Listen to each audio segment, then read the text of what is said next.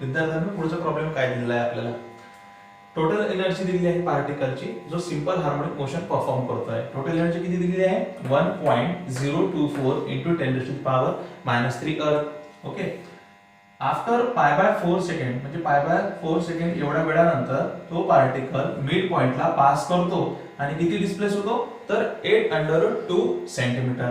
म्हणजे total energy झाली, time झाला आणि डिस्प्लेसमेंट पण झालं.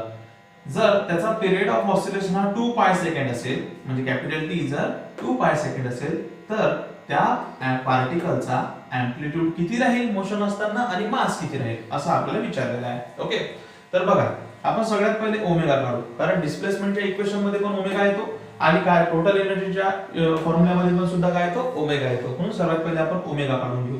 We have omega is equal to 2π/t is equal to 2π upon capital T ची व्हॅल्यू किती आहे 2π. 2π कॅन्सल म्हणजे 1 रेडियन पर सेकंड हा मिळेल तुम्हाला ओमेगा. आता डिस्प्लेसमेंटची इक्वेशन लिहू.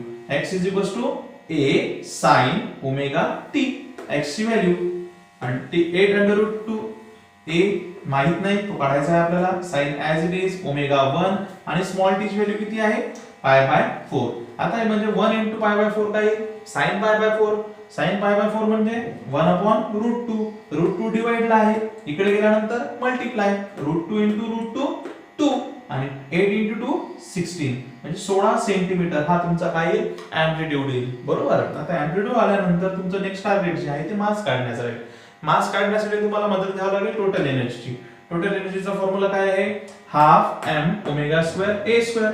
टोटल एनर्जी लिहिली आपण हाफ ऍज इट इज, मास माहित नाही, ओमेगाची व्हॅल्यू 1 आणि a ची व्हॅल्यू किती 16. आता बघा ज्याला काढायचं आहे त्याला एका साइडला ठेवा, जे माहित आहे ते सर्व दुसऱ्या साइडला काढून घ्या. जे इकडे मल्टिप्लाय इकडे गेल्यावर काय होऊन जाईल डिवाइड होऊन जाईल.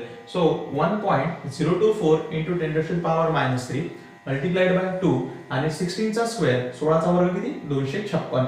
आता 256 ला म्हणजे 2.04 ला 256 ने डायरेक्ट डिवाइड होतं, 8 चा डिव्हिजन जातं त्याला. पण इथे जे 3 डेसिमल प्लेस बिहाइंड आहे 1 2 3 त्याच्यासाठी आपण याला 8⁻³ एक अनदर पॉवर इथे काय करू आपण इंट्रोड्यूस करू.